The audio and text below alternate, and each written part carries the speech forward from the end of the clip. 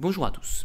Dans l'épisode sur Mercure, je vous ai parlé brièvement d'Aristarque de Samos, un mathématicien et astronome grec faisant partie de l'école d'Alexandrie, et du fait qu'il était à l'origine de l'un des premiers systèmes héliocentriques de l'histoire. Je vais revenir dessus dans cette vidéo, car la démonstration qu'il emploie pour arriver à cette conclusion est particulièrement jolie. Elle nécessite en premier lieu la détermination de certaines grandeurs. L'estimation de la distance Terre-Lune en fait partie. Pour cela, il va se servir d'un événement particulier qui arrive lorsque la Lune, la Terre et le Soleil sont alignés et que la Lune se situe derrière la Terre.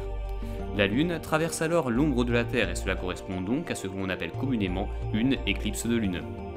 Aristarque remarque qu'un tel événement dure environ 2 heures, alors que la Lune met environ 1 heure à traverser une distance équivalente à son diamètre apparent dans le ciel. Il en déduit donc que le diamètre de l'ombre projetée de la Terre est 3 fois plus important que celui de la Lune. La mesure de la distance Terre-Lune est ainsi facile. Il suffit de mesurer la taille angulaire apparente de la Lune pour estimer sa distance, ce qui correspond à environ une trentaine de fois son diamètre d'après les calculs d'Aristarque. Une fois ceci fait, Aristarque observe alors le ciel au moment de la demi-lune, lorsque la Lune affiche un quartier exact. Ce moment précis correspond en effet à l'instant où l'angle Terre-Lune-Soleil est d'exactement 90 degrés. On est donc en présence d'un triangle rectangle. En mesurant l'angle Soleil-Terre-Lune, en se basant sur la position du Soleil dans le ciel, on peut alors obtenir l'intégralité des angles du triangle, et de ce fait en déduire facilement la distance Terre-Soleil, avec un peu de trigonométrie. Aristarque obtient une distance un peu plus de 19 fois plus importante que la distance Terre-Lune. En fait, il s'est trompé dans son calcul à cause d'un nombre important d'erreurs et d'approximations, ce qui n'embêtait guère les gens de l'époque, car la démonstration comptait plus que le résultat. On sait aujourd'hui que la distance Terre-Soleil correspond à environ 400 fois la distance Terre-Lune. Il faut savoir aussi que la trigonométrie n'existait pas à l'époque d'Aristarque de Samos, elle sera inventée bien plus tard. Ces déductions de l'époque se basaient sur un raisonnement purement géométrique assez complexe, pour lequel je vous mets un lien dans la description si ça vous intéresse.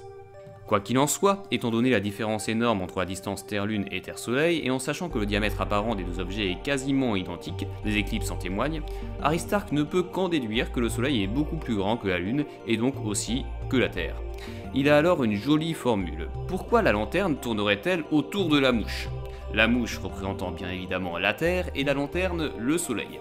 Eh bien oui, étant donné sa taille, pourquoi supposer que c'est le Soleil qui tourne autour de la Terre et non l'inverse?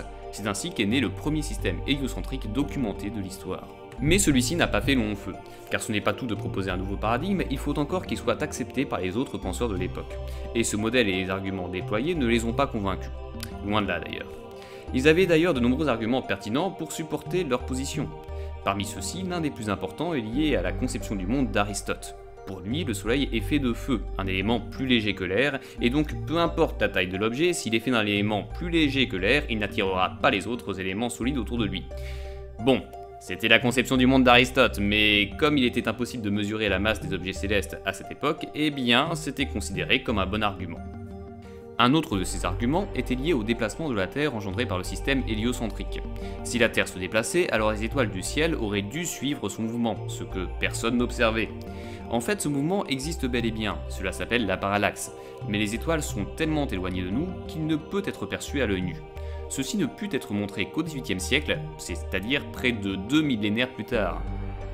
En tout cas, les arguments des penseurs de l'époque ont fait plonger cette idée d'un système héliocentrique dans l'oubli. Il n'en reste pas moins que cette très jolie démonstration montre que les civilisations de l'époque n'étaient pas du tout arriérées. Il faut dire qu'Alexandrie était à ce moment un haut lieu du savoir, symbolisé par sa bibliothèque. C'est notamment à cet endroit qu'Ératosthène proposa la première mesure de la circonférence de la Terre. Enfin, en tout cas, ça a été le cas jusqu'à ce que la célèbre bibliothèque d'Alexandrie ne crame accidentellement suite aux actions d'un certain Jules César. Mais ceci est une autre histoire, celle avec un grand H. Non, pas celui-là!